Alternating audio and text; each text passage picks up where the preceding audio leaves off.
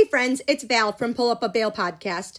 And if you love dairy, innovation, and connecting with people who get it, you've got to check out the first American Dairy XPO. It's happening November 5th and 6th at the Champlain Valley Exposition in Vermont. And trust me, you don't want to miss this. Grab a free breakfast, explore a 200 company trade show, meet Olympian and dairy producer Elle St. Pierre, and soak up knowledge in the Dairy Delivers classroom. And the best part, Dairy Fest on November 5th at 4 p.m. Think massive dairy buffet, live entertainment, and the best networking around. Head over to AmericanDairyExpo.com. That's AmericanDairyXPO.com for tickets, discounts, and all the details. So pull up a bale and join us. It's going to be an event you'll never forget. Details. Pull up a bale and join us there. It's going to be an event you'll never want to miss. As a busy mom and dairy farmer, I'm always looking for ways to support my family's health as well as my own, and I absolutely love Wonder Cow Colostrum. It's packed with essential nutrients, great for supporting gut health, boosts immunity, and promotes overall wellness. Whether it's for me, my kids, or anyone looking to stay strong and healthy, Wonder Cow is my go-to daily supplement. I have been taking it for a year now, and it is irreplaceable in my daily routine. If you want to experience the amazing benefits of colostrum too, you can use my special code, DairyGalVal, at checkout for a discount. Give Wonder Cow a try, and you will definitely feel the difference. Hello, everyone, and welcome to today's episode of the Pull Up a Bale podcast. I'm Val Lavigne, farmer, mom, and of course, your host of the Pull Up a Bale podcast. This is where real stories from rural life meet bold conversations about the future of agriculture. So let's pull up a bale and have a chat.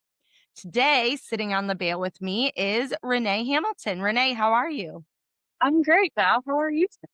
I'm well. I am really excited to chat with you.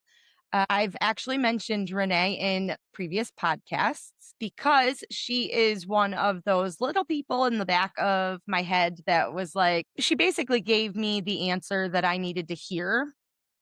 Not necessarily the answer that I wanted. She's one of those people that when I was trying to figure out a direction forward for the podcast, she was like, well, here's the thing. And she kind of gave me that extra little nudge. And you need those people in your life to give you that little nudge. So for that, Renee, I thank you. And I'm very excited to have you here. I'm so excited. I've been looking forward to this since we got it scheduled. And I appreciate that you accept my tough love well. I feel like sometimes maybe I'm a little bit too tough with my love. But sometimes you just need the third party person to like see it from a completely different perspective and tell you what you know, but you don't want to admit. So I feel like sitting in Culver's that day, we were able to get that done for you. Yes. And thankfully, Emily had planted the seed and then it was there. And then I just had you and Katie to shove me off the cliff and be like, let's go. And I was like, okay. And, you know, honestly, I don't know if it makes me a weird person or not, but I love people that have that tough love because I feel like those are the genuine people. Because the people that just tell you what you want to hear all the time, like, I feel like there's more to the story. Like, I feel like there could be a little more witty. I don't even know what the word is right now. My brain is going do today. So I totally understand. And like there's times that I have to rein myself back because of like my personality. I very much want to see the best in every person that I surround myself with, all my friends. Like there are friends I know that they can do so much better than they are now, or like they have so much potential, and like I just want to help them see it. But sometimes not everybody's ready for the tough love. So I appreciate that you were ready for it, but that is sometimes a character flaw, and also a positive about me is like I always want to see the best for those that I surround myself with. And I appreciate that because I am one of those people that I'm constantly striving to like get better, not be stagnant, like do the things. And I just people that are just like, oh no, it's good. I'm like, it's not. Nothing is ever perfect. It's like when I practice public speaking and people are like, oh yeah, awesome.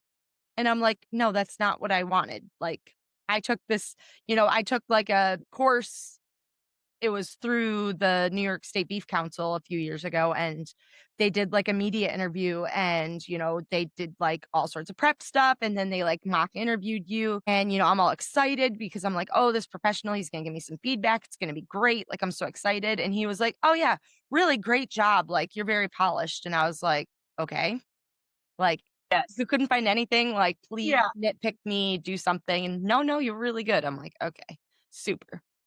Yeah, I'm listening to a podcast yesterday actually, and these girls had founded a business and they were kind of having that same conversation of like all the people that they gave their pitch to that were friends or family, like didn't give them any criticism or like feedback that could actually be used because they wanted to like uplift them and be nice.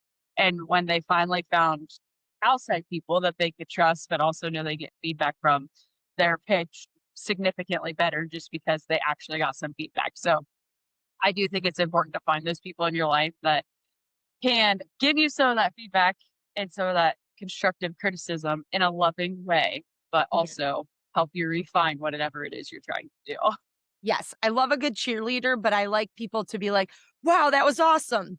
Maybe you should consider this next time, but really, like, you're on the right track. Like, cool. What is it? The Yes. sandwich method. Like, Yes. Yes. start with positive, constructive criticism, end on a good note. Like, I'm here for that. Maybe a happy medium, a healthy mix of both. Oh, Renee, do you want to give everyone a quick overview of what do you do on a daily basis? Who are you? Oh, that's such a loaded question. And I feel like I have lived so many lives in the past, like, I don't know, 7 years. Live the life of today. So currently today, I am the founder and CEO of Rustic Violet Boutique. And that is my main thing that I do on the daily. My boyfriend and I also own Violet Beef Farms. We row crop, do hay. We have a herd of commercial beef cows, and we also have a pumpkin patch. So we are heading into our really busy season. And I also, on the side, substitute teach at our local school as if I'm not busy enough. So I kind of get into a lot of different aspects. I spent 5 years professionally in the beef industry in the genetics space. And at the beginning of this year was able to leave that and become an entrepreneur. So the last 24 or last 12 months have been wild. But it really feels like the last 5 years since I was in college to today have been a wild ride. Awesome. I love that. And actually, you haven't actually had a day where you've been an actual substitute teacher yet, right? So I started back in, I think, February, and I did some through the end of last year's school year.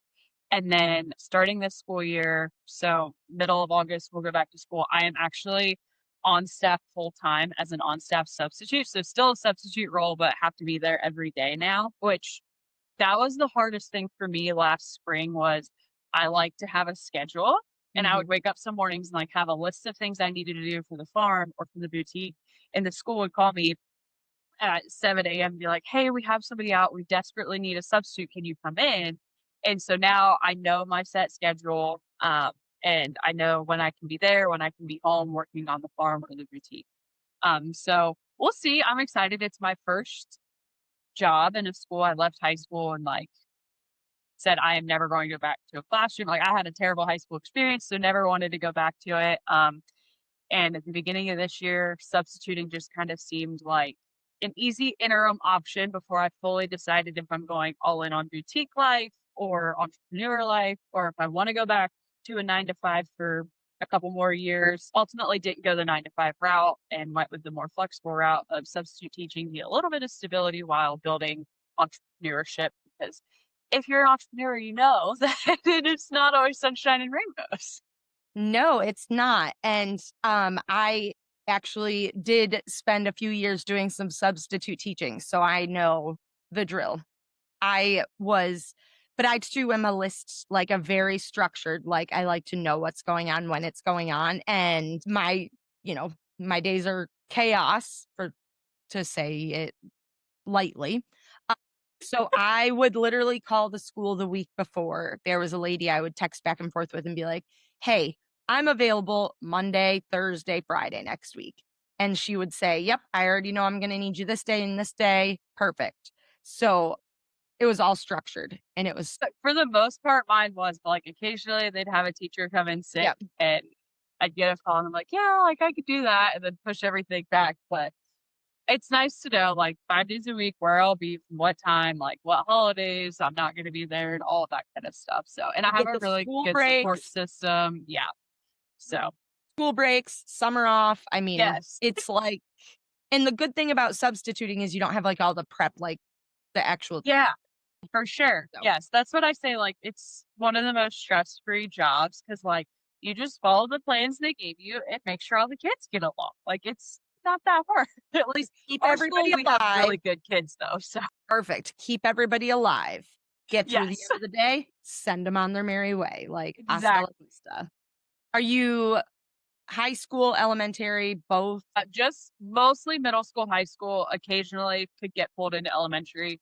Done a little bit, but I love the middle school and high schoolers, so I've been able to stick with them.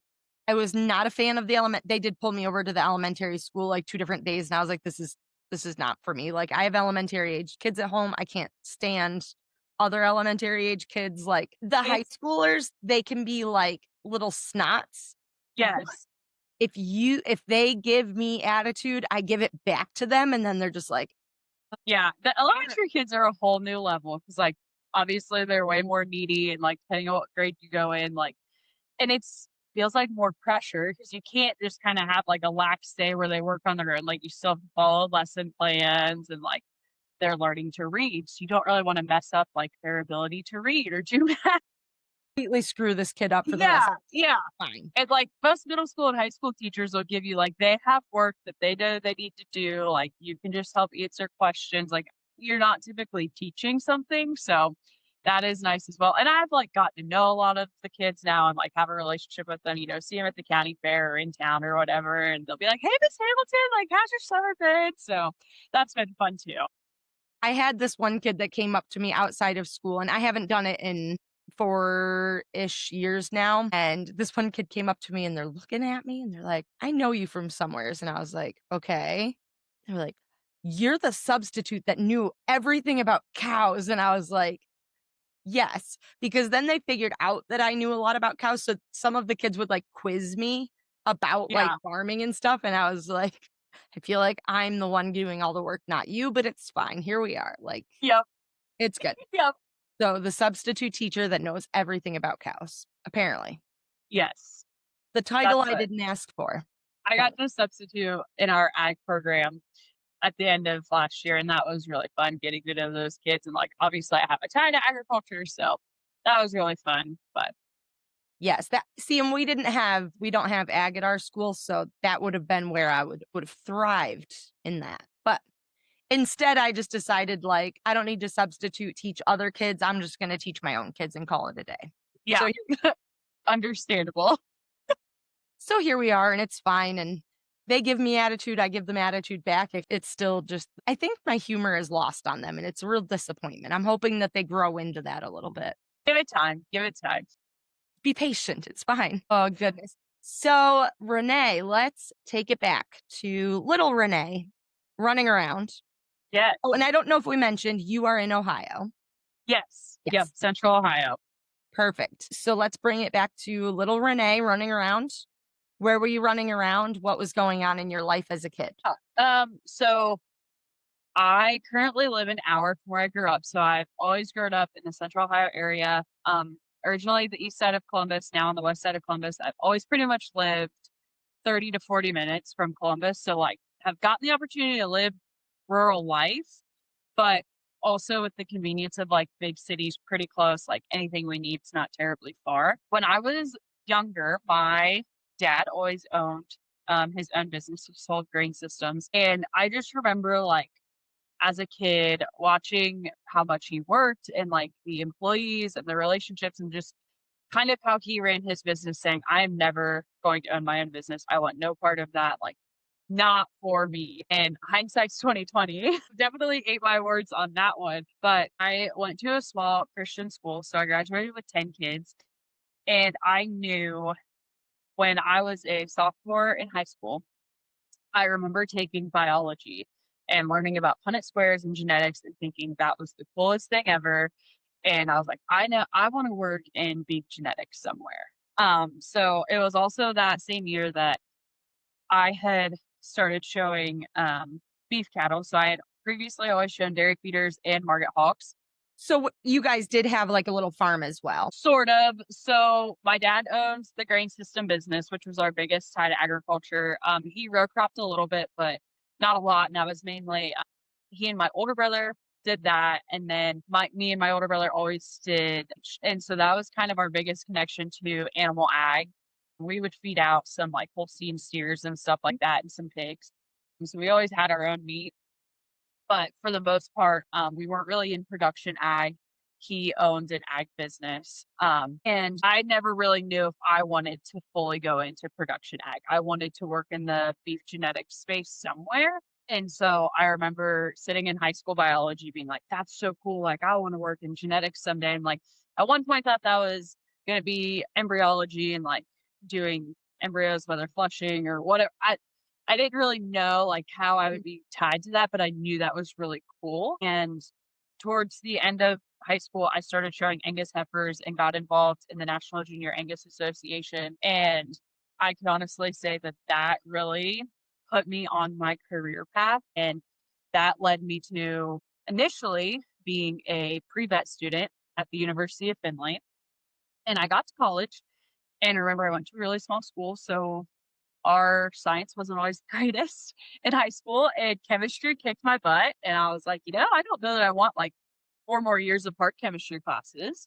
And I looked at the cost of vet school and I said, I don't really know that I want to go at a minimum $250,000 in debt just to get a vet degree, just to be able to flush cows. I feel like there's a lot of other things that I can do in the beef industry without all that debt. So like halfway through my first semester of college, I changed my major just to animal science industries. And then at the end of my freshman year, I transferred to the Ohio State University and eventually got an animal science industries degree. But while I was in college, so I was able to be hired onto a major company in the genetics space. And so I got the opportunity to work for them, and they hired some college kid who still had 2 years left of college and will forever be grateful for that opportunity, and got to work in their beef department for close to 4 years. And I had some other roles while I was there as well. But then at the end of the year, left that job, and they actually unexpectedly let me go at the end of the year. And so beginning of this year, I kind of had some decisions to make on if I wanted to go back in the industry or decide to go a completely different route. Awesome.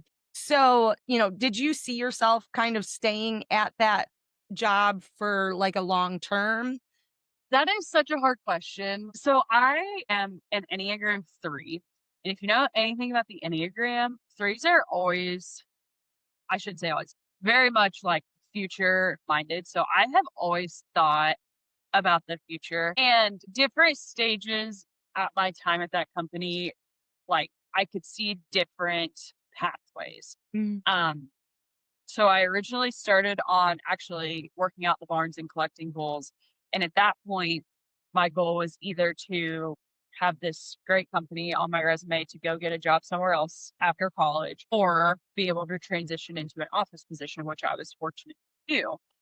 Once I was in the beef department, for a while could see myself staying there for like 30 or 40 years and like having this career. And like I loved the people I worked with. I loved the customers we got to work with, the sales reps all over the country, the opportunities and the things that I got to learn.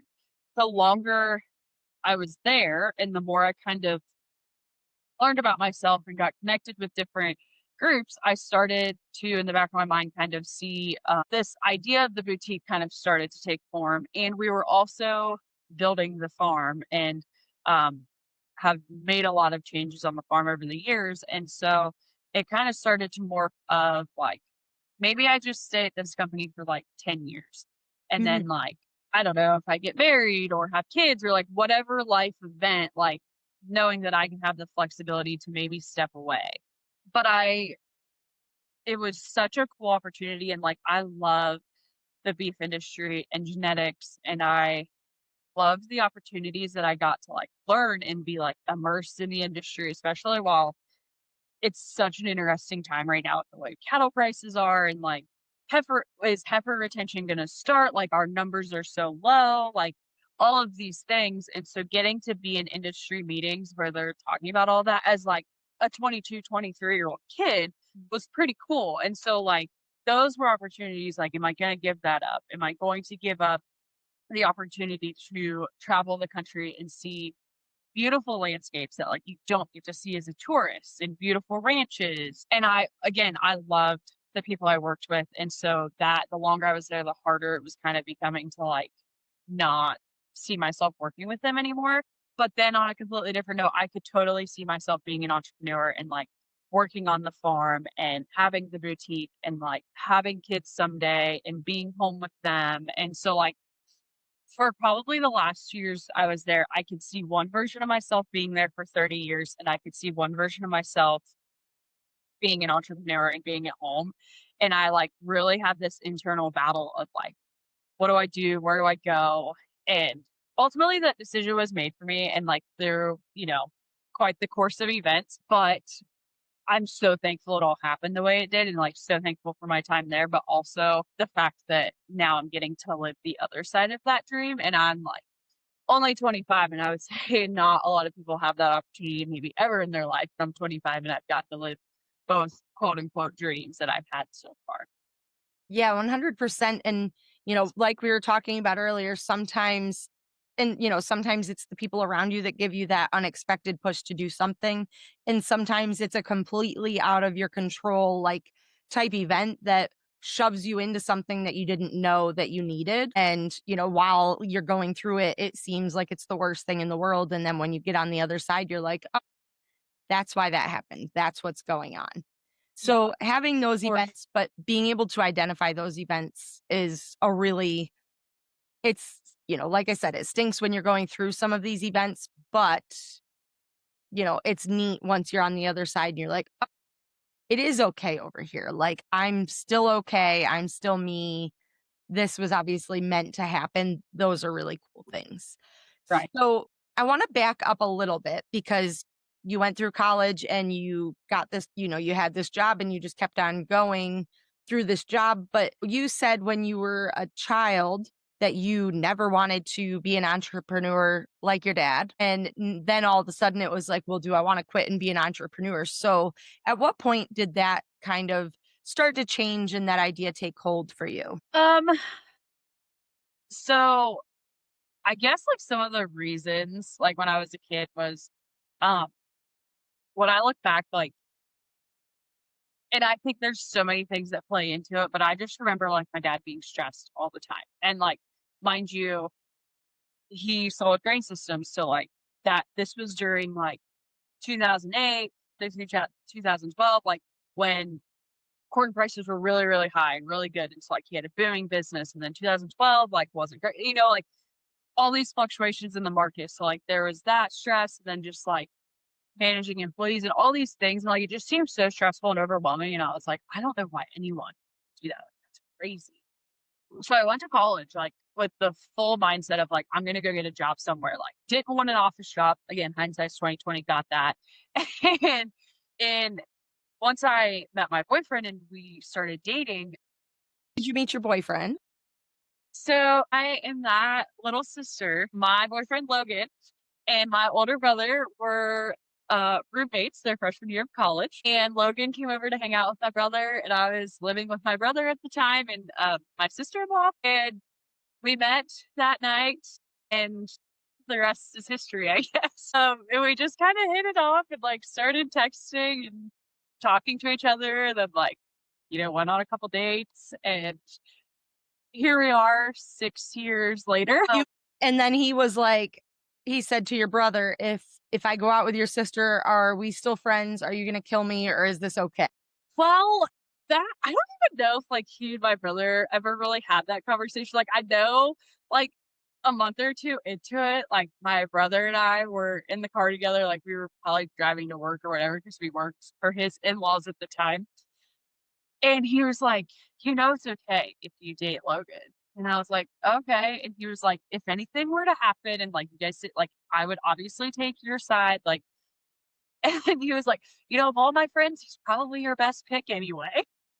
Well, at least he's honest, and at Yeah, least he had your back, so I guess that's a good thing. Your and back, I mean, it never got put to the test, but he had your back. not yet, it hasn't yet, which I don't foresee it, but so it was, like, a little awkward for the first few months, and then, like, it's just kind of it's honestly all worked out and been great, but I guess when we started dating, we just kind of started with the mindset of, like, we're gonna do something, we're gonna do it together, we're not gonna have, like, my herd of cows over here and his herd of cows over here, like, they just kind of merged together pretty early on, and as we slowly started to build the cow herd, his goal was always he wanted to be self-employed on the farm by the time he was 30. Mind you, he's 6 or 7 years older than me, so there's a little bit of an age gap.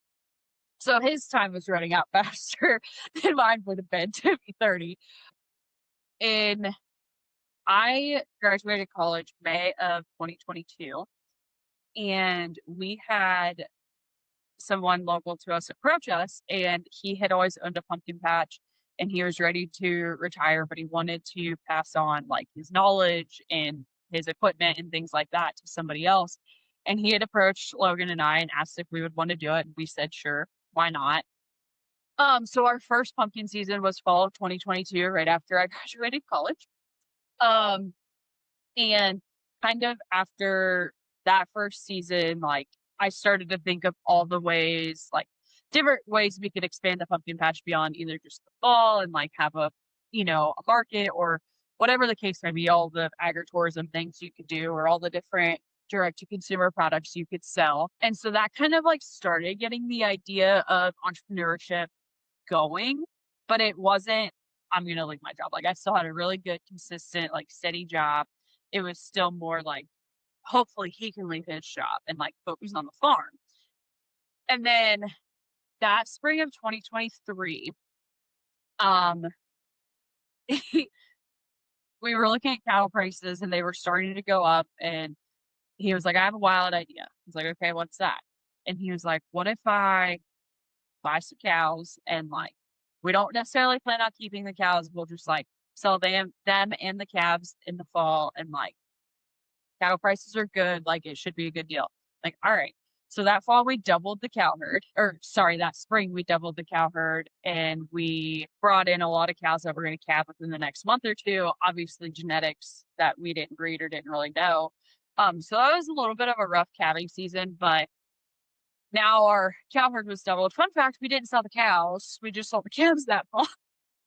Gonna say, this definitely did not actually happen to plan. So the cow herd is still doubled. And so the cow herd grew, and then we're looking at year 2 of the pumpkin patch, and then he picked up some row crop ground and we started row cropping. So again, there was still that like, okay, the farm is starting to have the possibility to be viable for one of us to stay home. But it still wasn't me. Like, I was still gonna keep my job because I had a good job. Like, when I turned 26, I was gonna get good benefits, like all of that kind of stuff. And then the beginning 2023, about that same time we were talking about the cows, was the first idea that I was like, I think I could like do a boutique. Like, a lot of people always like comment, make compliments about like the outfits I wear and always want to know where I get them. Like, I think it would be really cool, like really fun. And so the idea started. Um, I got the name, I came up with the name of Rustic Violet Boutique, and just kind of, I was like, 2023 is the year, like, I'm gonna do it. And then we bought all the cows, and like calving season was rough, and like pumpkin season it was actually pumpkin season the second year was better because the first year our road was closed on both ends of us, Oh, no. which is still totally worked out fine. But like 2023 year just became a whirlwind of a year. Like, with work, I traveled at least once a month, like sometimes a couple times a month, like I was gone. And so needless to say, the boutique didn't happen and it got put on the back burner. And at the beginning of 2024, like I had said earlier, I'm an Enneagram 3, so, like, I've always been able to sit down and, like, make a vision board and see goals for myself and, like, what's the future gonna hold? And I remember sitting, like, in December 23, January 24 being like, "I have no idea where to go from here." I'm like, "This was a whirlwind of a year." Like, I'm just grateful we got through it and, like, through it together and, like, could not wrap my mind around, like, what even to think of next. And I remember the calving season of 23, Logan, like, I don't know, I should leave my job. Like, I'm not getting enough stuff at home, but like, we just weren't comfortable enough yet that the farm could make enough money to replace that salary. And so at the beginning of 24, I joined Emily Russell's community in the micromine, which is where I had originally met you. Because I was just lost and confused, and I was like, I don't know what to do. Like, maybe this will give me some direction. And so I remember going through her goal setting workshop that she does and like starting to gain some clarity. And like the boutique was still on there. It's like, wouldn't it be cool if I owned this boutique someday? And like all these different things of like maybe how we could grow the farm. And so I started to kind of get a little bit light of like, okay, this could like happen within the next 3 years. Like we could like not this year, but the next 3 years. So that spring, when calving season rolled around, Logan left his job and came home to work full time on the farm. And the micromind finished up, and she had opened enrollment for her entrepreneur masterminds. And I was like, I'm going to join that for the pumpkin patch and like the farm. And like, how can I start to grow that? Because like, I wanted to do some events at the pumpkin patch to like draw some vendors in, draw some people in. And so I joined that. And then I remember July or August hitting, and I had like maybe mentioned the idea of a boutique once or twice, but like it was not the forefront of my mind. I remember July and August hitting, and like as much as I had loved my job at one point, I did not love it anymore. Like was burnt out, and like the position that I had been put in was not good. And I had finally come to the conclusion that like fall of next year, I want to be done. Like I want to be able to be gone and like either have another job or the farm be sustainable enough or like start this boutique. But I like didn't know. And I like got to the point, like I remember it was early September. And I got to the point where I was on one of those mastermind calls with Emily, and I was like, if I could replace my income tomorrow, I would leave this. I can't do it anymore. I'm so burnt out. And she was like, okay, well, we don't know how we're gonna replace your income, but over like the next course of a week or whatever, like give yourself 5 or 10 minutes every day, write down every thought that comes to your mind in a way that you make money and come back to us and like we'll try and find a clear line for you and see what's possible. She was like, put anything on there, like it could be absolutely wild. So at night in the shower, as all great ideas come to you in the shower, I'm like, come back to this boutique, like all these things I want to do, right? Like there's still things I eventually want to do, but it always felt like they all came back to the boutique and like the boutique would support these other ideas. I was like, okay, one of the big reasons I didn't do it a couple years ago was I didn't have space because where we live is really small. I didn't have like anywhere to do your photos or like store inventory or like I don't have a storefront. All these things that like dawned on me. I was like, I can buy a livestock trailer and like renovate it and make it the boutique trailer. So I got out of the shower and my poor Logan at like 10 o'clock at night, I'm like, all right, I have this idea. Like, I want to buy a livestock trailer. I want to know what kind of budget I'm looking at on Facebook Marketplace. And he's one that like you can't give him an idea at 10 o'clock at night because now he'll be up all night thinking about it and like planning. Yes. My husband is the same way. And so like the next day he is like, okay, I think you need a horse trailer because they're all enclosed and like we're not gonna have to fight like, you know, ceiling and all this. I'm like, all right, like what's my budget looking at like that? And we get between him and my stepdad, like there's nothing that can't be found on Facebook Marketplace. And so we get my stepdad on it and like literally within like 24 to 48 hours of like having this conversation with Emily of like, I need to quit my job to my stepdad's like, okay, I found a horse trailer for you that's like 3 miles down the road from my house. So we went, bought the horse trailer. And that was also the week of our big farm show here in Ohio that we supply a bunch of pumpkins to. So like we just went and picked it up and dropped it at my mom's house and then came back to like pumpkin madness and let it sit there. Like I didn't even have the LLC or anything set up for the boutique yet. So like I got all the paperwork done And then I knew it was going to get set on the back burner between like pumpkin season and like fall's usually the busy time in our work. Um, Long story short, like it was over time that the seed was planted of becoming an entrepreneur. And then like almost exactly a year ago was when I was like, okay, this is really going to happen. Like it's going to speed up a lot faster than maybe what I want it to, but I think it can be done. Like I think we're in the right place. And like, here's my idea. Like I want to grow the pumpkin patch and I want to like start this boutique. And then obviously at the beginning of January, when my world was turned upside down, I was like, you know what? I'm going all in on it. Like not going to worry about going and getting another full-time job. We're going to focus on the boutique and take the chance on myself because Logan and I looked back at the last handful of years and every time we took a risk, it paid off tenfold. So it's been great. It's been a major learning curve, but it's been good. Awesome. So how does one just randomly start a boutique? Oh gosh. Gosh. Well, Oh, and actually pause before you go on that thought. I just want to give yet another shout out to Emily because literally if you have dreams, goals, she's your girl to make it happen. yes. Because she's like, well, of course you can do it. Like it can be like, I want to fly on a cow to space. And she'd be like, yes, We'll figure it out. we're going to do this. You know, where are you going to get the cow? How are we going to make the cow fly? And what are you going to do for oxygen when you get there? Like that's Yeah. the Well, way of going about things. And I freaking love it because she's just like, yep, this is how it's going to work. I think the biggest thing, like through all of this, is I was able to borrow confidence, right? Like I didn't have confidence that either I was capable of starting a boutique and then B, like actually making a living at it, making money and it being my livelihood. But like she and the rest of the mastermind group had that confidence. And so like I was able to borrow theirs and say, all right, if you say it's gonna work, like we're gonna try it. So like that's probably step number one of starting a boutique is surrounding yourself with people who truly believe that you can do it.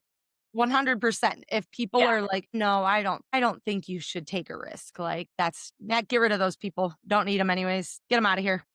Um, so for me, the first step was like I had to find somewhere to keep inventory and like shipping supplies and all of that because I live in a very small area at the moment. Um, so obviously that's where the horse trailer came in. um, every state's going to be different, but like getting your paperwork, your LLCs, your bank accounts, things like that all set up. Um, I started with social media channels, and kind of threw the idea out there before I really had any inventory to kind of get people excited and start being ready to see what's going to happen, and kind of documenting the journey of starting it all. And then ultimately, at some point, you have to purchase inventory. Currently, what I do is there's a couple online wholesale markets. And so I purchase most of my inventory online through trusted vendors, but there are also markets throughout the year that you can go to. So like currently WESA is happening at the Dallas market. It's the Western Equine something or other. I don't know. It's like the big Western market. They have 2 or 3 of them a year. I should know what it stands for, but I don't. I have not taken the chance to go to a market yet. That's a pretty big financial investment. And obviously being new into business, I don't necessarily have those finances at the moment, but that is next year's goal is to go to at least one market. I know they do a couple in Nashville, which wouldn't be terribly far from me. Atlanta, Las Vegas. So there's a handful of markets throughout the year that you can go and meet your vendors in person, really see the product before you buy it, things like that, which is huge. I know there's been a couple things that I've ordered and gotten in like, oh, that's not necessarily the fit I was looking for, the quality I was looking for, which those things have been a little bit harder to sell, but it's all a learning curve. And then for me, it's been building a website would be the next thing. And that's no joke, and my website's a long way from where I want it to be, but that is not my area of genius. And so I'm hoping to get to the point where I can hire out some help and kind of learn, but we've made it work. I think that's the other thing is remembering that done is better than perfect a lot of the time. Like just getting something out there is better than nothing. So it doesn't always have to be perfect. Most of my everything with the boutique is far from perfect. But then I think the other thing is just remembering, like, to be still be me and be personal. Like, I don't know that I would be making sales if I was just posting like pictures of clothes every day on the boutique social medias. Like, still showing up as yourself and letting your personality come through, because people buy from people, not products. And so that's one of my favorite things, has been able to go to different events and markets and be able to set up and meet customers in person and getting to connect with them and helping them understand the fit of something, or, and one of the things I've noticed is the clothing industry as a whole. I think, as all of us as women can agree, that it is such a pain to find good clothes that fit and like knowing how they fit.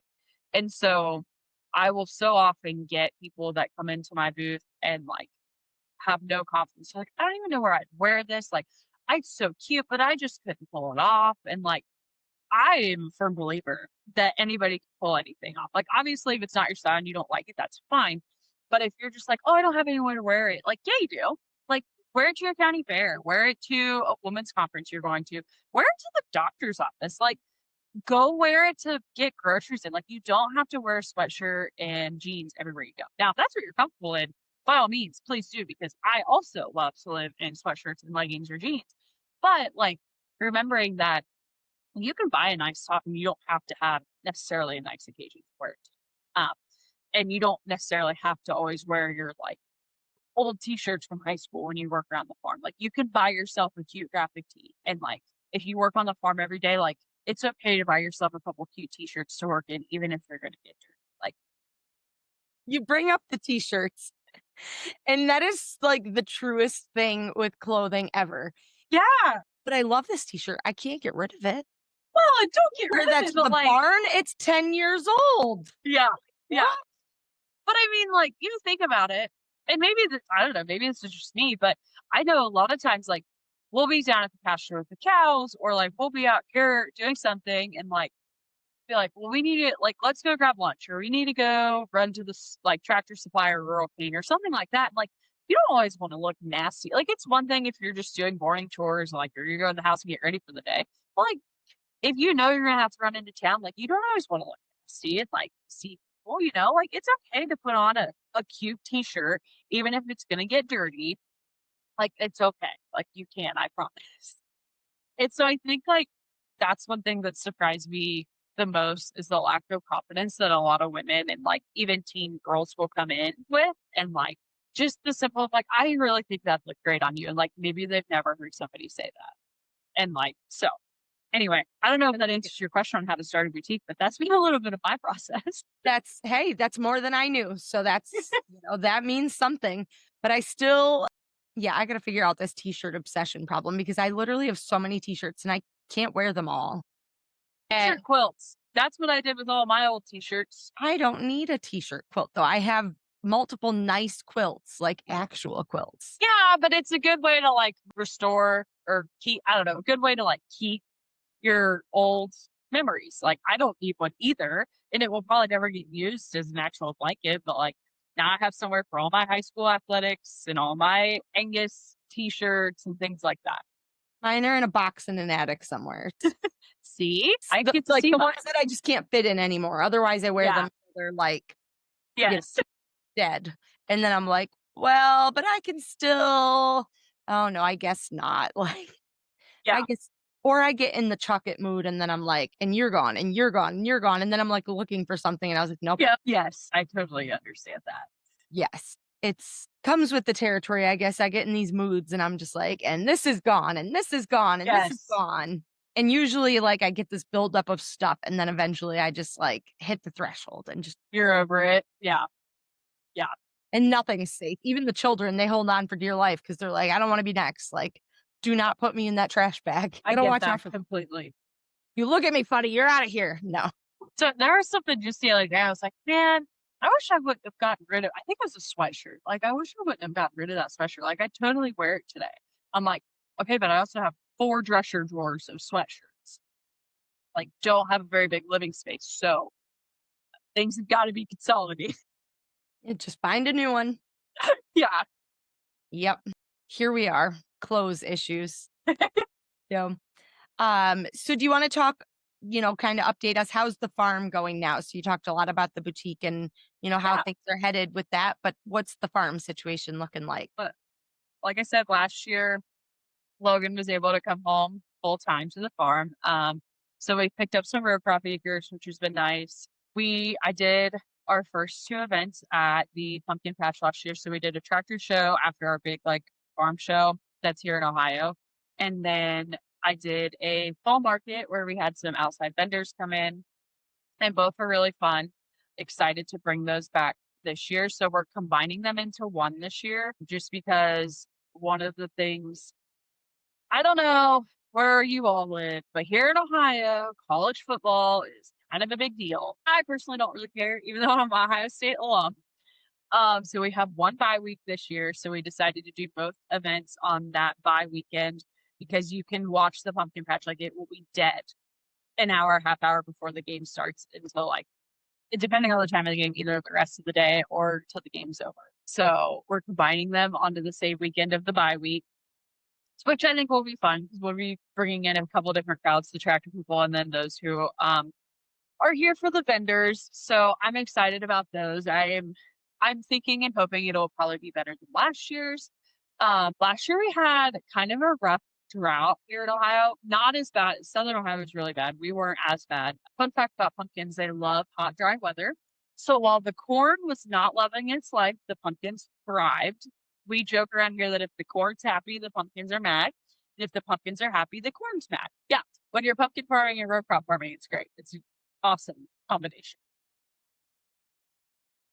So last year's pumpkin season went well. Our road was open. We had plenty of traffic. It's been interesting this year. So we got the pumpkins planted probably in the best conditions we've ever had when we planted the pumpkins. And they have been out of control all summer. Like, they are thriving this year for whatever reason.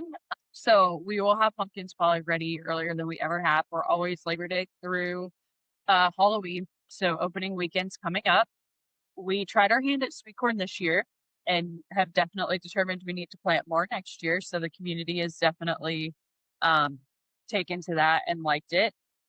So this year in Ohio, at least, it's been a really wet summer. So getting hay made has been pretty stressful. But beyond just that, with both of us home this summer, it's probably been one of the least stressful summers we've had because we've been able to get, I shouldn't say everything, but most things that need to be done have gotten done the way they needed to be. We kind of joke every once in a while that the plan wasn't for both of us to leave our job at the same year, but here we are. But it happened, and you got to make the best of it. Honestly, it's been one. I remember Emily called me right after I lost my job, and she was like, I don't know when you're going to come to this conclusion, but one day you're going to tell me that it was the best thing that ever happened to you. And she was 100% right. It was. It's opened up so many opportunities, and obviously I'm getting ready to go back to school. I kind of wish pumpkin season and school didn't overlap, but that's just the nature of fall. But it'll be coffee, and more coffee. Well, and I'll be able to be home a lot earlier because the school day is not as long as a work day. So I think it'll be totally fine. I've done it before, working full time and traveling, and this year, not really travel. I am going to Farm Wives Club in a couple weeks, but beyond that, not planning to travel during pumpkin season for the first time ever. So that will be nice. So the farm is good. The cows are good. This time of year is nice because they're all down at pasture, so they somewhat manage themselves. But I'm excited for the fall season. I think this year it's going to be really good. The pumpkins, like I said, they're thriving. We've had a lot of return customers over the years, and now with the sweet corn, we've had a lot of people asking what those funny looking plants are. So I'm hoping we get some return customers from that. But I think every year, just more and more people realize you're here. And we do live on a state route that goes to Columbus. And so we have a lot of people in this area that commute to Columbus for work. So we get a lot of that traffic as well. So, perfect. Good location. Everything's growing a little bit every year. So it's been, like I said, it's been a while, 5 or 6 years since Logan and I have been together. And if you would have asked us the summer of 2019 when we met of like what the farm would look like in 2025. I don't think either one of us could have ever even told you even a little bit of what we're doing now. It's the fun part about the future. You don't necessarily know what's coming. Yes. If Yes. you think you know what's coming, you're usually wrong. So Yes. All very true. it tends to push you where you're supposed to be. So that's what matters. And we'll keep it at that. Awesome. I love to just ask a couple random rapid fire questions just to get to know you a little better. Yeah. Morning person or night owl? Have you ever The seen answer that? that I would have to that, just laugh. Have you ever seen that meme that's like, I'm not a morning person or a night owl. I am a chronically tired pigeon. That is me. I so desperately want to be a morning person and like kind of can be. I'm absolutely not a night owl. I am a person that requires a lot of sleep. So like for me to be a morning person, I have to get to bed early. Farm life does not always allow the whole getting to bed early. So I'm kind of like a pigeon. I don't really like mornings, don't really like nights. I want to thank you for answering that question for me as well. Same girl, same. I'm a need my sleep person. Yes. Perpetually tired, drinking coffee and need my sleep. I can do it. I'm not necessarily the nicest person, which when I get up early in the morning, it's like if I get up to go to the barn for the first milking, it's, 3:00 in the morning. So like that's really morning person, but Yeah. Yes. But That's what it's I all used to have to fine. be at work at 5:30. Oh, And I loved it. Like because I would get home at 2 and once I got in the routine it was good. But like you talk about somebody a college student who was exhausted because I had decided to take like 18 credit hours that semester and like all hard science classes. So I'm like, from that experience, would love to be a morning person, but like, I just love sleep. So, yes. Agreed. Your favorite book? oh, I love to read. So, favorite book is like picking a favorite child. So, I will start with 2 nonfiction books that I've read this summer that I really like. So, I read The Body Keeps the Score.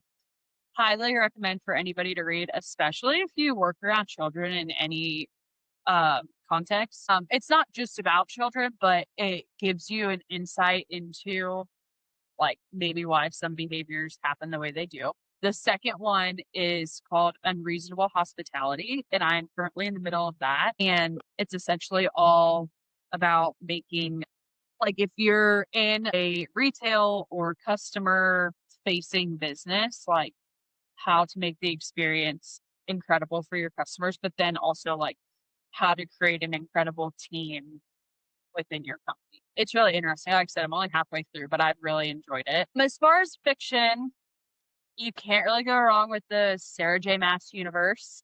All of those series are great. I'm currently reading the Zodiac Academy series, which is another huge, like 18 book universe. So I love fantasy books. So those are kind of what I read. I don't know that I have a favorite fiction book. I'm also really bad about like reading something and forgetting like 90% of what I just read. So, But I love to read. yes, I do. My problem is I get so like in fictions, I get so involved in them and I get so just like entrenched in what's going on. And then when I'm done, it's like the snap to reality. And then I'm like, Yeah. what happens? Like, what happens to them? Like, I Yeah. need no more. And then there is no more. And it's very disappointing. Yes. I could relate. I get real disappointed. And like, especially during the winter, I get to read a lot more. And Yeah. like, I'll like be moping around and Greg will be like, what's wrong with you? Nothing. You don't And understand. just whatever The happened to my book die. has me mad. Yeah. Yes. Favorite ice cream flavor? Oh, that's a good question. An easy go-to for me is always mint chocolate chip, but I also love like a good strawberry cheese. Ooh, yep. You don't have me with mint chocolate chip, but strawberry cheesecake. I do like strawberry. Fair enough. I feel like mint chocolate chip, you either love it or you hate it. Yes. But the funny thing is, like, I like mints, Yeah. but I don't know if it's just because it's so green. I don't know what I exactly don't like about it, but it's like the last ones I would go for. It's always been my go-to, like since I was a kid. But I don't know that it's my favorite anymore, but like it's just an easy go-to. And like peanut butter's another easy go-to, but like if there's a strawberry or like blueberry cheesecake, hands down, that's one. I mean, good fruity ice creams are delicious. So Yes. all right. Because I know you're familiar with Culver's, and I can ask you this question. What you're going to Culver's for lunch, what are you ordering? Well, you have to get their cheese curds. Obviously. It depends. Sometimes I'm in the mood for a butter burger, but not always.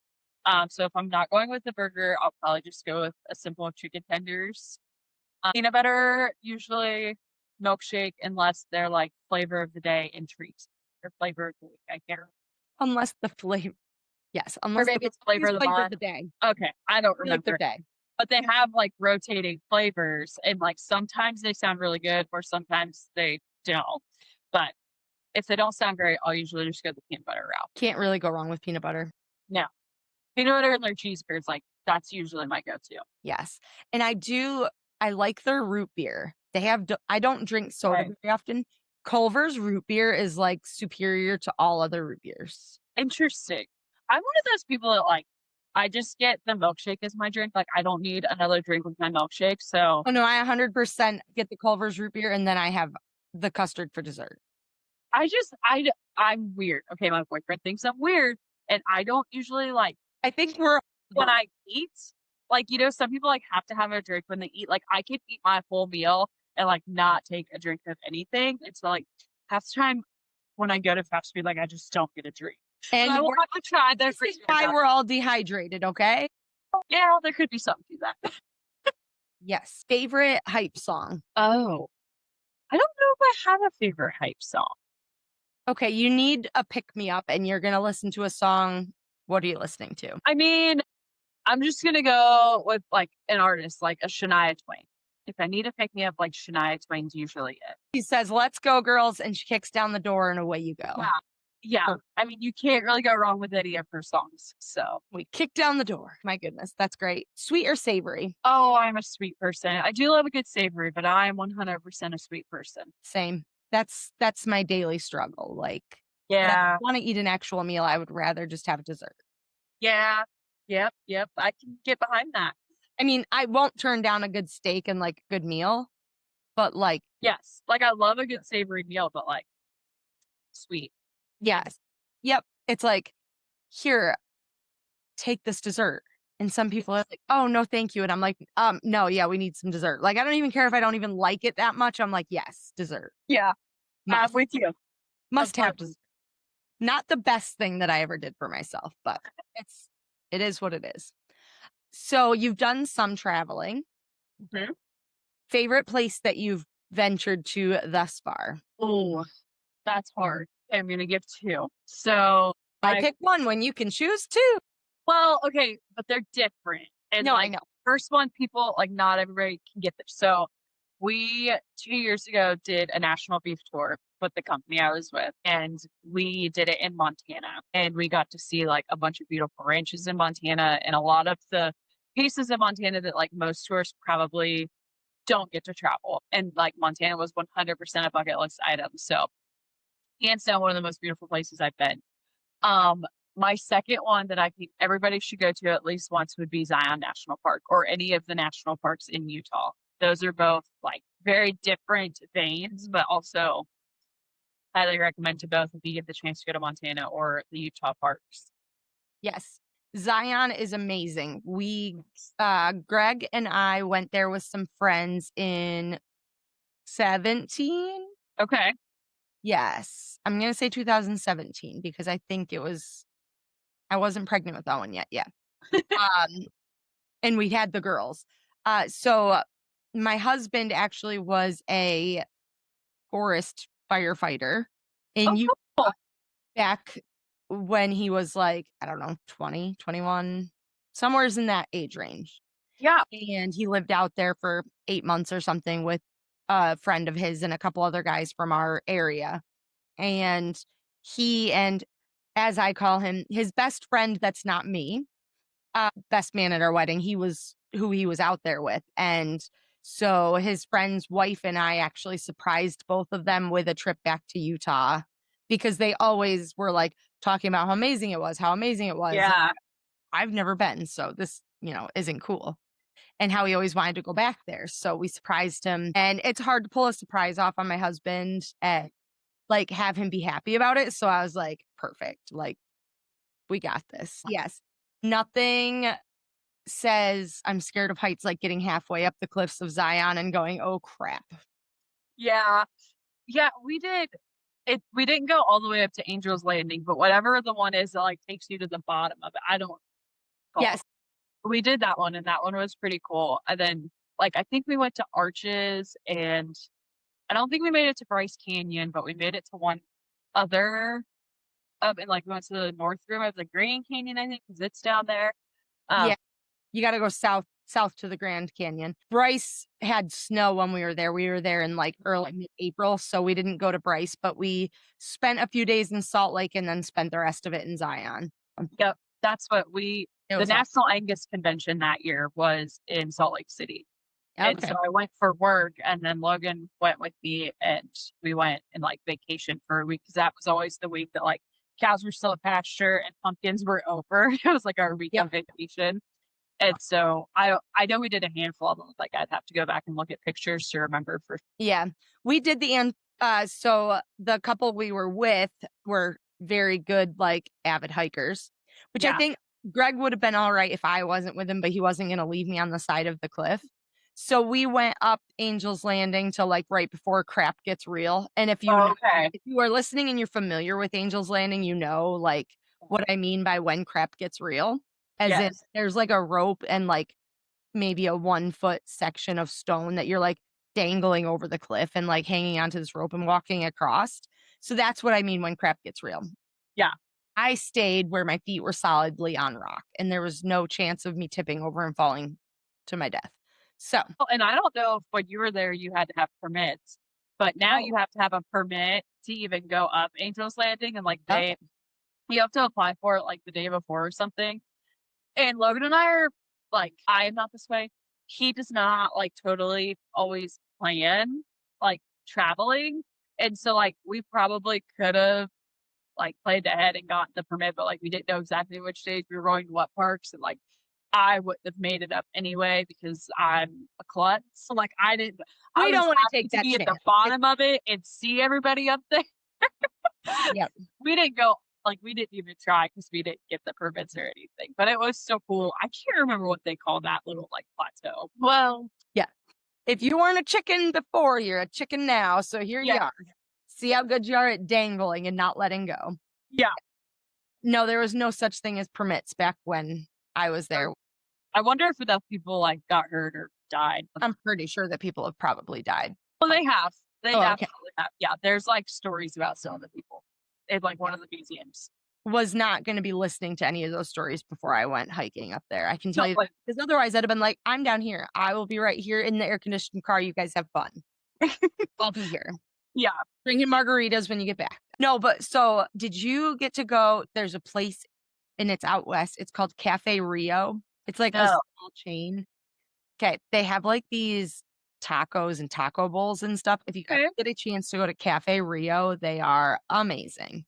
Good to know. Because, you know, my husband, the foodie that he is like, oh my God, the first thing we got to do is go to Cafe Rio. And I was like, and now I know. Good to know. I will keep my eye out for that the next time we're out west. Yeah, they're out west. There was one near Denver too, because when we were in Denver a couple years ago, we drove like 45 minutes out of the way because there was a Cafe Rio.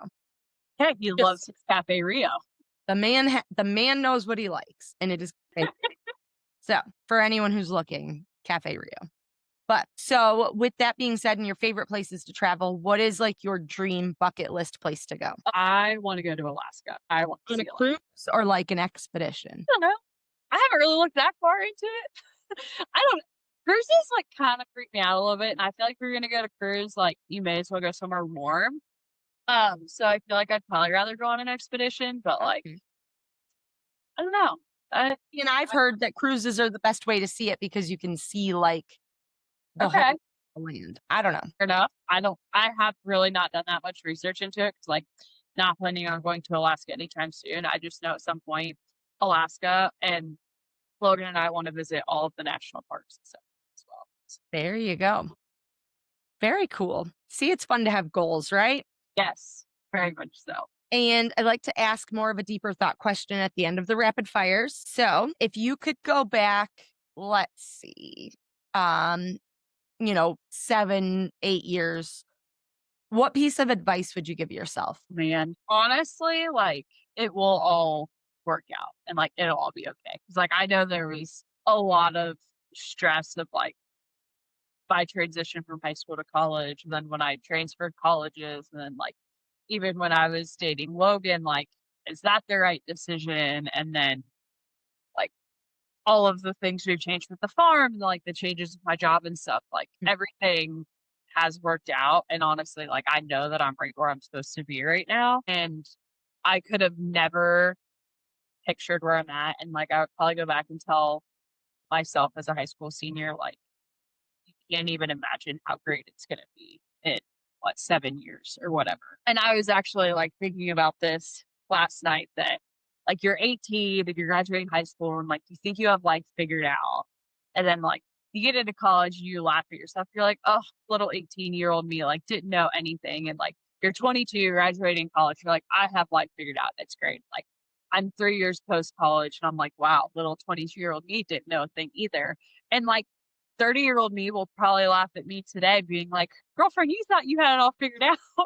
And, like, and so, like, now that, like, I look back and I can only imagine, like, what the next 5 years or, the next 12 months even is gonna hold, and I'm just like, it just makes me excited, but also, like, you have no idea. You think you have life Yes. figured out, and you have no idea, and so, I guess just that reminder of, like, life gets so much better, and it'll all work out, and, like, if you think high school is your peak or college is the peak or where you're at right now is, like, the best part of your life, you're likely sadly mistaken. Like, if you continue on a growth journey. Hold yourself. Yes. So, Definitely. And what piece of motivation, advice, inspiration, what do you got for us today? You said you had something special, so let's go. when I was in 7th grade, I remember being on a mission trip, and there was a guy that, like, did the opening ceremonies for us, and he told us throughout that week that we needed to be fat. And what he meant by that was we needed to be flexible, adaptable, and teachable. And for whatever reason, that has always stuck with me. Like, I don't even have the notebook that I wrote it down in anymore. I couldn't tell you where it is. So I'm sure I, like, wrote notes and he had specific examples for each of them, but that's just one of those things that, like, I've always tried to keep in the back of my mind. For me, being teachable is definitely the easiest one. Like, I've always wanted to be a lifelong learner and just keep reading and learning different things. The adaptability and flexibility kind of gets me sometimes. So I like to plan. I like to have a plan, but truthfully, like, Logan has stretched the adaptability piece of me. And just, like, being on a farm, I think if any of you are on a farm, you know that flexibility and adaptability are definitely qualities that are needed, because you never know when you have to make a parse run or cows are out or a cow needs help calving or whatever the case may be. The weather's right to do something that day. So always be fat, be flexible, adaptable, and teachable. And eat dessert. Yeah. I mean, you can, yeah, that too. I guess We're going to add that to the end of it. Always be fat and eat dessert. yes, there you go. See, we're just making quotes over here. It's good. Perfect. I love it. When they don't 100% suit you, you just adapt them. See, adaptability, we adapt them to fit our needs. Yes. Yep, Yeah. for sure. Oh my gosh. And it's dessert with 2 S's because you don't want to eat sand. Yeah, well, I was always taught you want more dessert than you want desert. That's why you have 2 S's. And it's funny how those little things stick with us, right? Yeah. Oh, for sure. I had an absolute blast chatting with you today, Renee. Plug where people can follow you, follow your boutique, plug your website. Yes. So I'm mainly on Instagram and TikTok.